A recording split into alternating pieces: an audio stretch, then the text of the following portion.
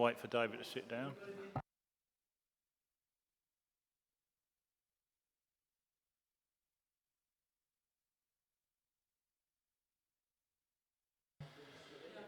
Right, good evening everybody. Good evening everybody, welcome to the Place ONS meeting on the 23rd of October 24. It's 7 o'clock. We'd like to start the meeting. I can remind everybody that everybody present this meeting is live streamed and recorded for publication on the Council's website. Apologies for absence. I've got Councillor Arnold, Chinook and Jones have sent apologies. I think that's... Chair, Sue Hodgson was going to come as the independent representative. Okay, she yeah. couldn't make it. Thank you. And we got substitutes. Right, business.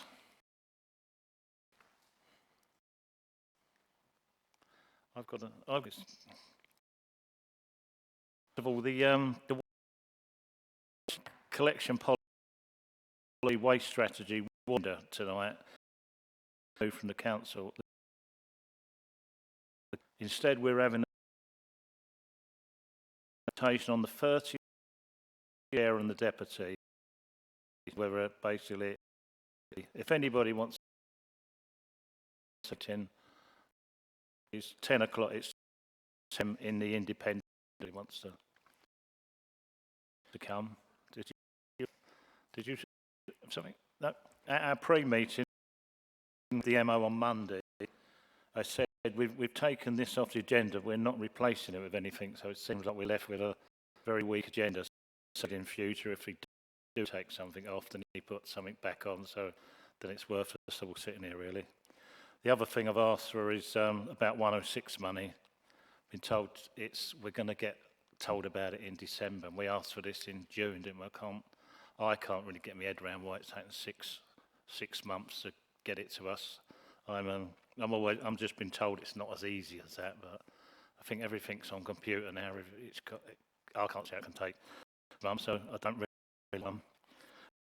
So now taking on a 106 officer. So for me, basically, for that, we're paying a salary for someone to give our money away that someone's given us. So that's another one that I'm really struggling to get my head around, because it's actually costing us money now, a salary, to give us money what we've been given. So, and the other one that I'm quite disappointed with, I asked for the glass wall to be put on the agenda tonight, because I've had a lot of talk about that, and the MO said no, it can't go on tonight's agenda, which is place to build this place. So again, I've been talking.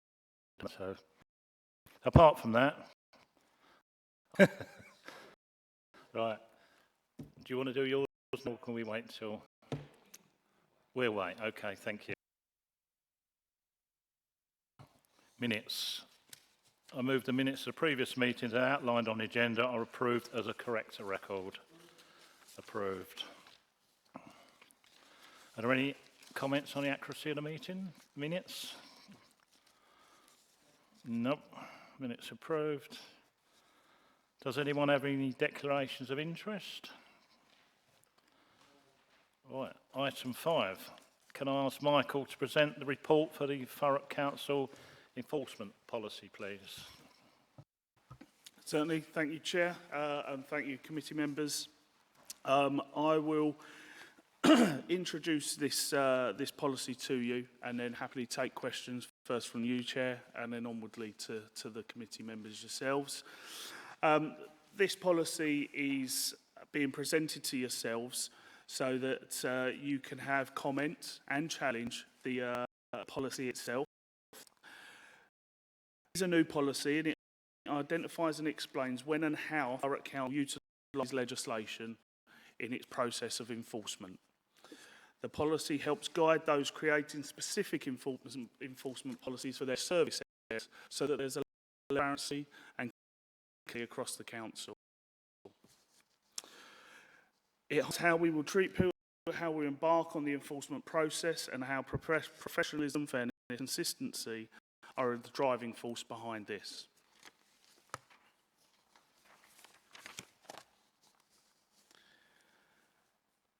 as I say, it sets out the process required for authorised officers to act, and it also identifies certain levels of enforcement so that it's on how quickly and prioritise things.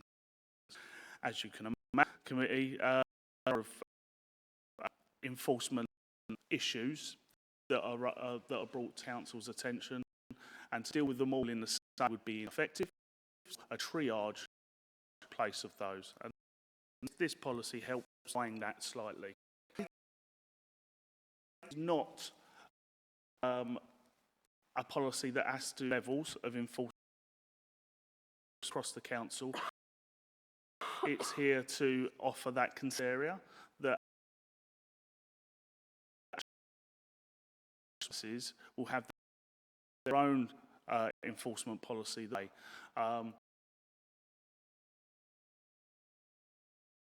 Planning through to my own areas will have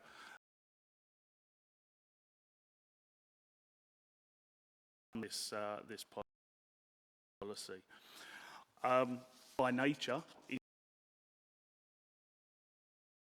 basic. It's an overarching policy for a detailed policy to be. So what I do really is open it to questions around the policy. If you've got issues you want to raise today, I'll be happy to do so. Chair.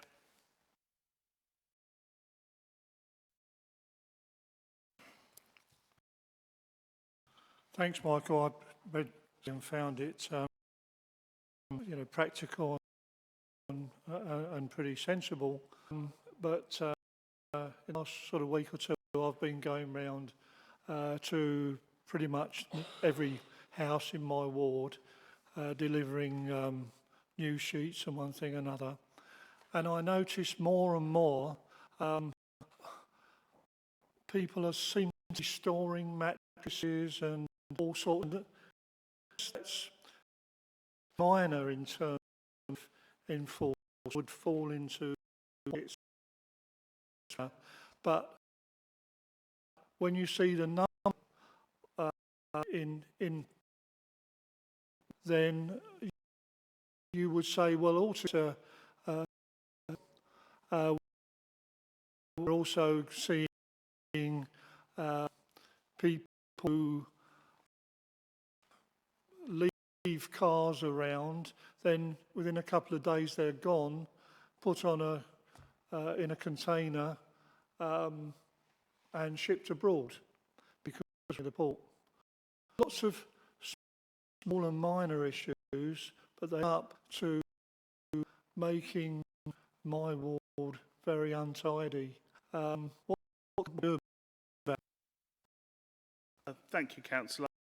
Although it's not this policy, I can comment on it because as you know, I am the Assistant Director for that service area.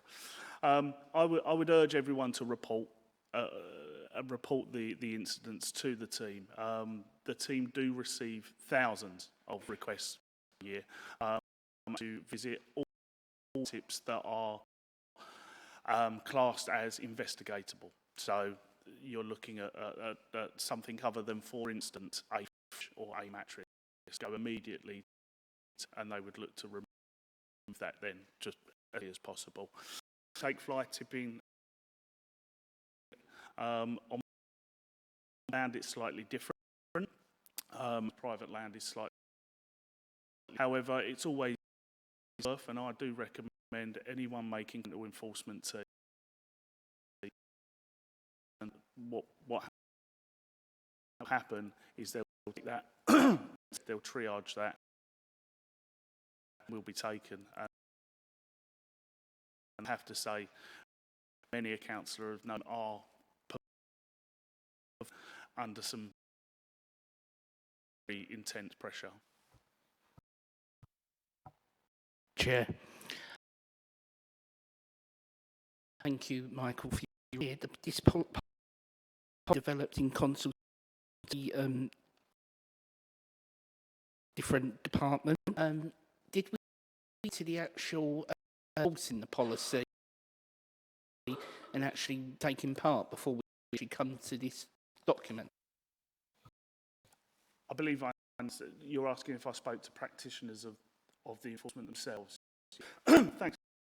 My role, I've actually started an enforcement board within the council for all and the senior practitioners across the council and its enforcement functions into a monthly meeting, and what we can do there is share intelligence and share working practices.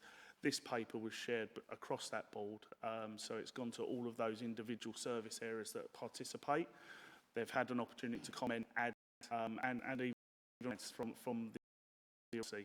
So we've had a very good consultation with the team.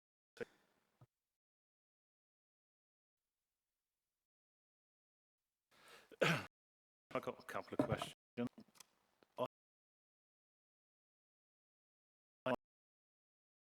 Guys were on the bowl. We were sadly let good relationship with the police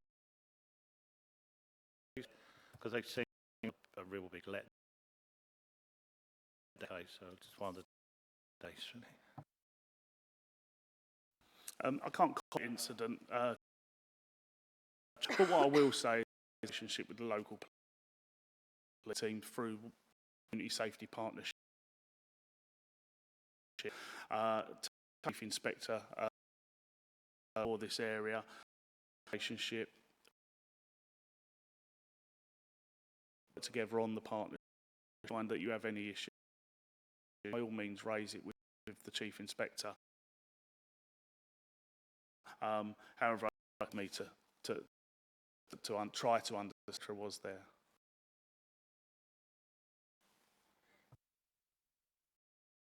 The other thing is enforcement.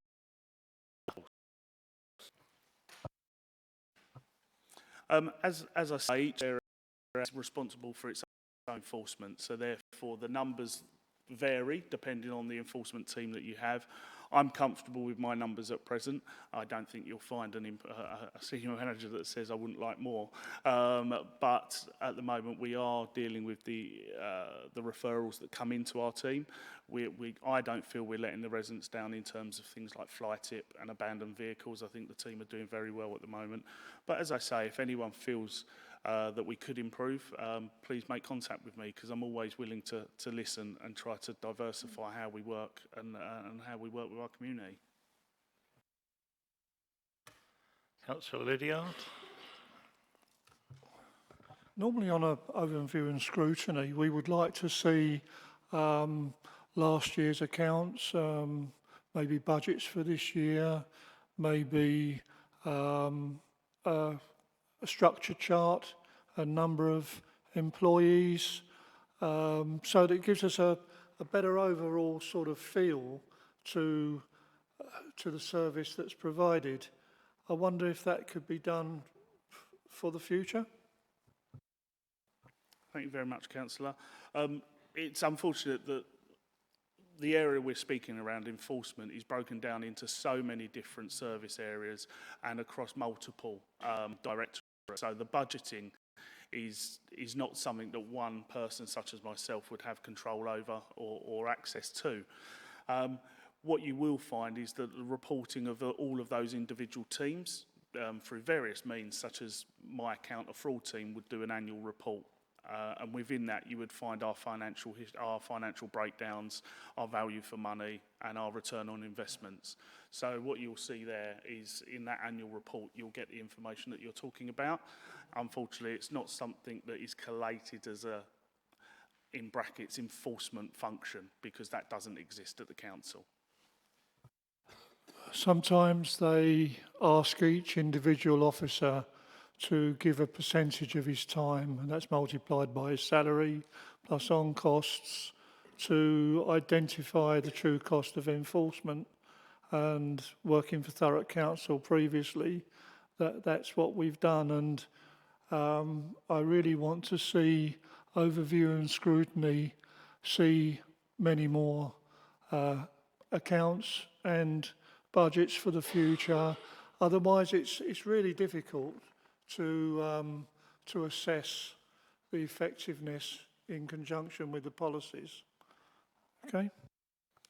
Certainly, thank you. Perhaps a way to discuss the assessment board. Potentially someone will place that on the agenda leads, and we might have a better picture of the overall.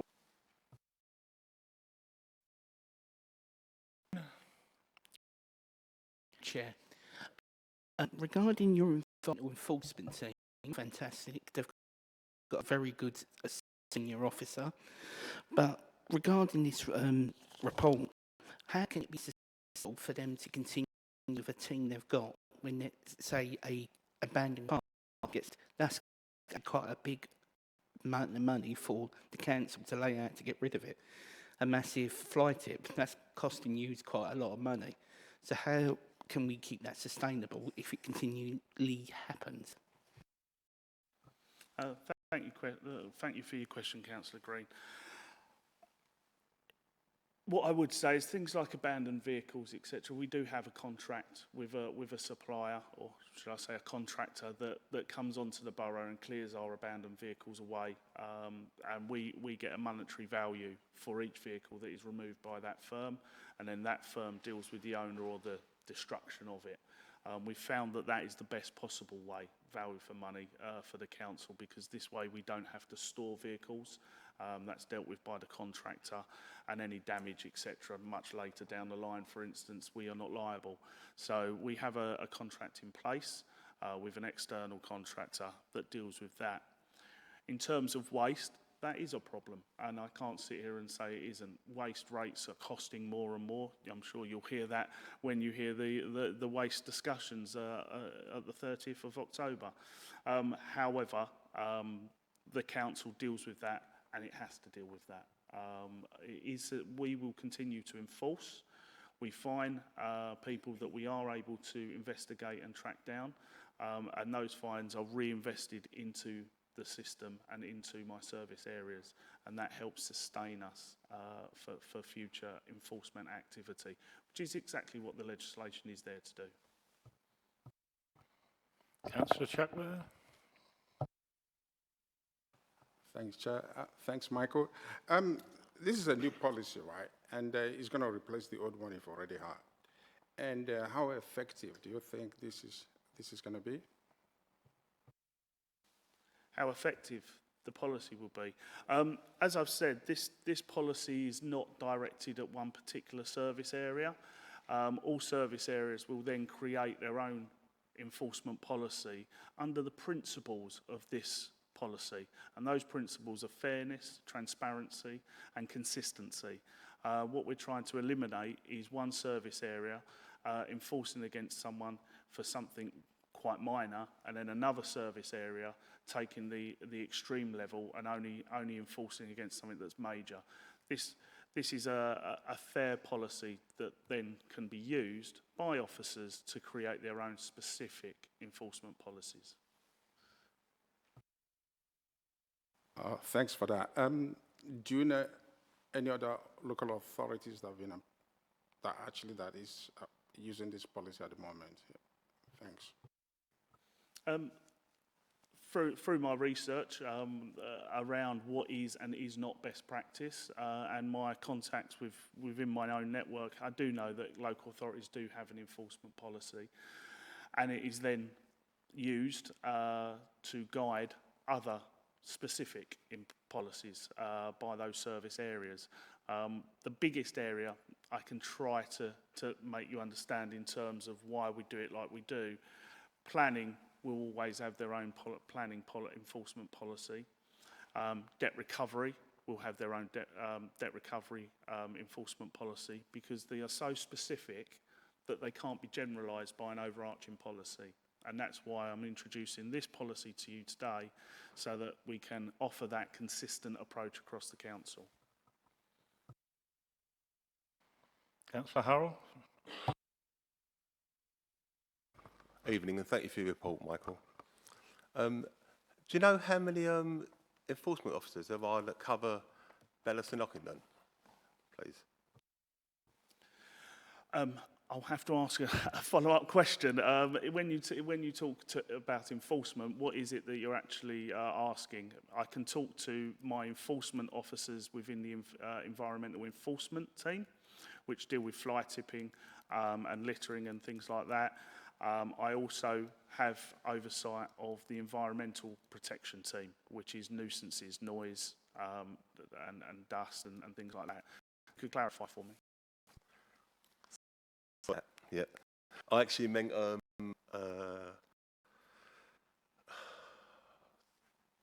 traffic wardens. Wrong word, isn't it? Got the wrong word. Anyway, enforcement officers for parking enforcement. And a lot of W has been put in, new ones have been put in Bellows and Ockenden. But the only place that the residents, from what I hear, that's knocking on doors, talking to them, and social media as well, is that they constantly target the Durham Parade, the shops down there. There's 4 disabled bays at the top of Durham Parade where the new electric vehicle parking bays have been put in. There's a couple down the bottom near Tesco's. I'm told they're not, the enforcement officers of this traffic, vigilant on the disabled bays, but they're constantly targeting the electric vehicles area and the Durham Parade area itself. Now, with all the other yellow lines being put in, 6 or 7 different areas, are they targeting Durham Parade because it's more financial to them? They get more people parking wrongly. And if that's the case, then surely all these other yellow lines should be looked at as well. Thank you, Councillor. I can answer. At my last review, I believe there were 20 civil officers, as they're called now. In terms of the operation controlled by the management team, unfortunately, I wouldn't be able to give specifics around that. What I do know is that's based on the intelligence and hotspot areas. So those hotspot areas are created from legislation.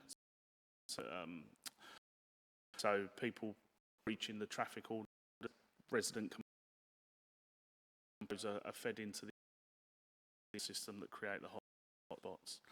That answers your question. In truth, we work where we need to work and knows us where we need to go. That has to happen. We can't have a CEO walk in every single street in the borough if they're not particularly problematic. So we try to do the best we can with the resources that we have. And I'd just like to try to realign everyone's thoughts to the policy so that we can discuss if you've got any concerns with this policy in particular, because that's what I really want to take back to Cabinet on your behalf as the Scrutiny Committee. Councillor Hurrell, that's my question next Thursday at full council about traffic wardens. But hopefully you'll get some more answers for that. Councillor Polston. Thank you. I'm just looking at page late of 17, top of 18. We've got a list of sort of the most common enforcement actions that the council takes. I'm having a look at the website on the report it tool, and I'm just wondering, I can't see all of them on there. Obviously, I know things like underage sales and alcohol and tobacco trading standards do random visits and stuff. But then things like food standards and food safety, I can see one for if someone finds insects in food or stuff like that. But there's no page for, you know, if someone was to walk into a shop and there was rats running around or something, any way to report that? So are there options available for members of the public to get in contact with the council to report any concerns they have? And just to kind of explain a little bit more about how people go about reporting and what action takes place following it for those actions. Thanks. Certainly, thank you, Councillor. You're quite right. Trading standards deal with the illegal sale of alcohol, tobacco, etc. Food safety falls down to another public protection team. Those officers are the individuals that visit, let's say, businesses to safety standards. You'll all be familiar with the 5 on restaurants and take. Those are the that are assessing those and giving that criteria. Even yourselves would think that is unreasonable or undesirable restaurant or a food. That you can report it via the reporting system within Thurrock. So email into the team. Failing that, and if you needed to, then I would always be willing to discuss things with the councillors. But there is an online portal for the true reporting and the correct reporting avenues. Councillor Sisterton. Hi. I just wondered, is this likely to change the enforcement issues I've been dealing with, which you might be aware of, things like residents being taken to court for council tax, behind in council tax, or rent problems, housing problems. Is this likely to change the policies on that at all, or do you think they'll comply anyway? I wouldn't be able to say if they would change them. What I can say is that this document was part of the agenda of the Enforcement Board, of which those those practitioners were a member. So therefore, everyone will and has already reviewed their policies against this to make sure that we are acting in the spirit of this policy. Any changes that do or are required by the service areas, they'll be brought to their appropriate committees to be changed if need be. Can I just follow? Because I mean, you're aware anyway, but if a local resident is taken to court, that can be a huge traumatic event for them.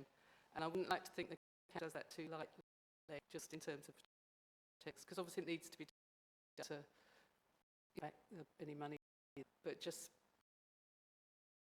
be a small amount to the council, but the resident can be left at debt following from. So I think just to get that sort of balance in somehow. I understand that. I can only talk to my world, which is much more than civil enforcement. And within the criminal side, a number of tests take place before they're taken to court, and those will remain. This policy won't change. That's almost we copy the national guidance there. Yes, just a point on that one before I bring in Councillor Day. Do send some scary to people and I get one, the village, or if I don't empty my bin and I'm like 3 days on the 15 quid, you get threatened to go to court. So there are some, we do send some scary letters out for pennies really. So. Councillor Day. Thank you. Yeah, I just following on from Councillor Green's question about collecting cars. Is there a set fee that the contractors, when they come to take them away? I mean, I'm thinking, if it's an old banger, would it be the same fee as somebody who's got a rather expensive car? Would you charge more for that?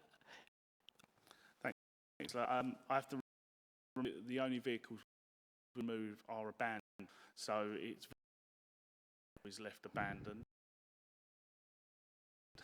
However, no matter what vehicle it is, council receive from them, and then they take that away from us. But as I say, work around you for money, and the amount of money it takes to store vehicles in that way and also remove them from the road, we find that this is the best option for the council. Thank you. Councillor Chuckworth. Thank you. Vehicles that are not necessarily abandoned, but on sales road. Is it, this policies, have you got enforcement on that? Are they free to leave their cars on the road? Again, not specific to this particular policy. However, because it is my service area, I can pass comment. All vehicles on the road, if taxed and insured, are entitled to remain there, whether they're up for sale or not. It's not something that the council has the authority or the legislative ability to remove from the roads, unfortunately. Because we've got some residents always complain about that. They are moaning about cars, vehicles, you know, on the roadside, and they put sales on it. They are not comfortable about that, moaning about it. So council cannot do anything about it. Sorry, I misheard the question. I thought you said that vehicles that were up for sale. Yeah. Yeah. Because residents always complain about that.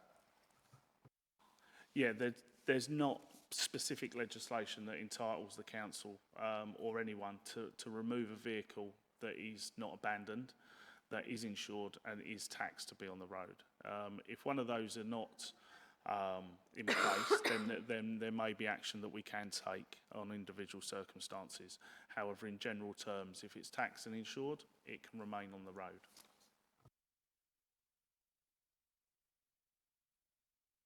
Well, any more questions?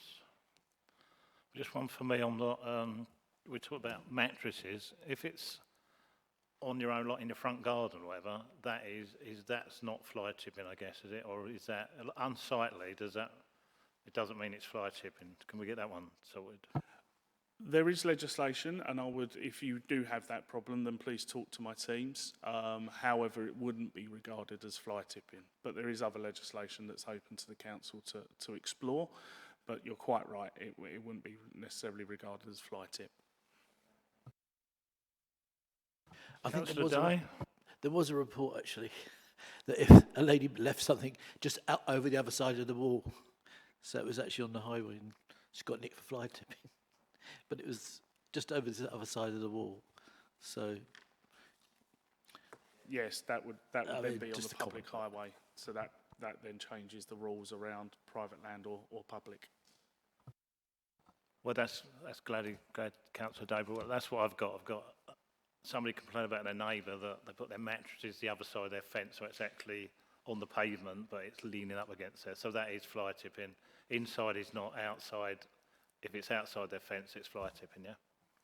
Yeah, I would recommend if anyone has any issues, please make contact with the enforcement team, who are as you've all said today, working very well and will continue to assist you all. Thank you, everybody. Are we clear on that one?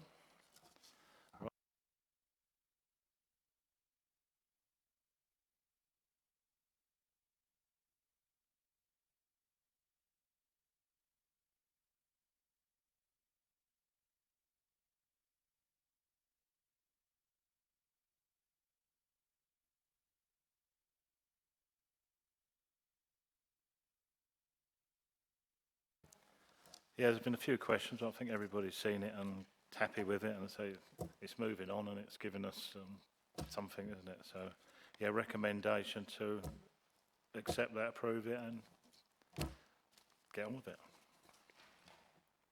Thank you, Chair. Everybody happy with that? Good stuff. Sorry, I missed that one. Item 7. The work programme. Lucy, can you take us through the work programme, please? And we'll find this on pages 25 to 28. Thanks, Chair. Yep, so you'll see there's the work programme. There's been some movement already since it's been published. So we've added the quarterly finance updates. So they're coming in January and then later on as well, quarter 2 and quarter 3. We also had a discussion with the Chair earlier about potentially adding the quarter 1 finance update to the agenda in December, if that's something that committee members would like. I think the Grays Riverside project report that is on the work programme has been withdrawn, so there is room if you'd like the quarter 1 finance update for December. Yeah? Okay, I can add that. And then, yeah, we've got the Section 106 allocation in December, we've got the place strategy. Moving forward, you'll see in January, we've got the final parking at schools task and finish group report. as well as some reports on housing. Yeah, so we've got quite a busy, well, the rest of the year is quite busy, but happy to add anything, take any comments, any amendments that people have. Yeah, thank you. Councillor Green's got something to say. Thank you, Chair. As we mentioned at the last overview and scrutiny committee about myself and Councillor Lydiard about the dust in Tilbury, can we have an update on that and where we're towards with that place? Yeah, of course. So I had a meeting with the health, environmental health team and the air quality officer a few weeks ago before I was on leave. So what we're going to do is they're going to set up a cross-directorate officer group to go through and provide a report on the dust and mortality in Tilbury. So they're at the moment collecting the data and the information. We haven't got a timescale yet as to when that's going to come back, but it is on their radar. And I've already got it in my diary that I'm going to send a chaser just to see where we are, and I can provide further updates when they're ready. Is that all right? Yeah, that's great. Thank you. Anybody? Just why we seem to have a lot of things on the radar. Are we in danger of it all coming like one meeting and we got it all coming and we haven't done anything, or it's on the radar, like 106 money coming in December, dust in December? Are we in danger of it all imploding on us? Oh, hit the mic and not like today. We haven't cleared up that much. We could have done a lot more, but then we seem to radar. So we need to get things off the radar and actually on the ground. Yeah, that is one of my concerns. I'm going to try my utmost to make sure that the agenda is, that every meeting has an appropriate number of items. But I will keep an eye on it, and then if there is anything that comes forward, obviously I'll let the committee and I'll let you as chair know, so we can work on that. You've got plenty of time now. You haven't got a wedding to plan. Councillor Harrell. Yeah, to do the work programme, was there anything else on the agenda for tonight that's been taken off? Because if we've come here for one item, not blaming yourself obviously, but it's quite poor if we've only come here for one item, haven't we? So we had a meeting on Monday with the MO, and I said that to him. We're just really disappointed. We're here and we haven't really discussed anything, have we? So I know Michael's put his penny's worth in, but we've got to fill it up. We're only here. We've got May, election's going to come soon. We've got a couple more meetings. We haven't really done much, have we? So we'll get the task and finish group on school, on parking. But yeah, we got, and he said he will make sure it's filled out, and he's going to make, and I'll hold him to task. And Lucy will tell me, if we've got a very weak agenda, then we're not going to have any more.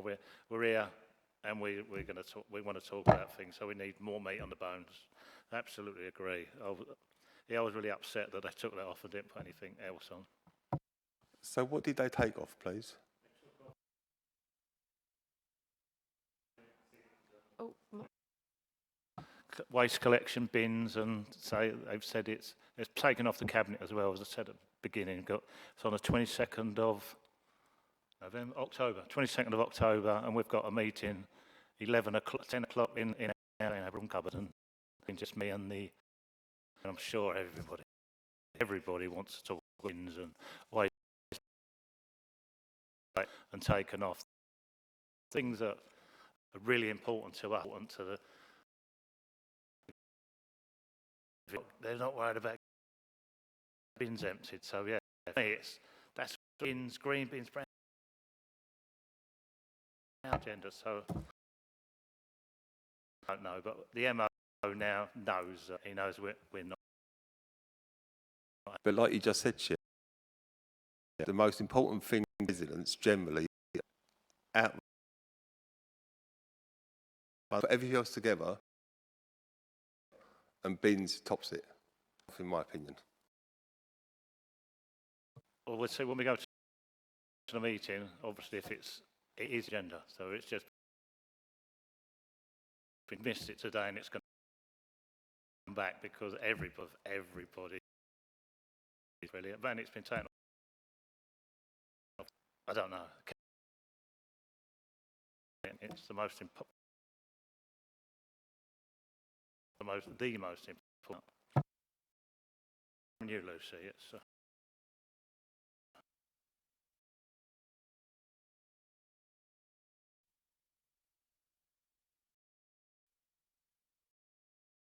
yeah, just so we haven't been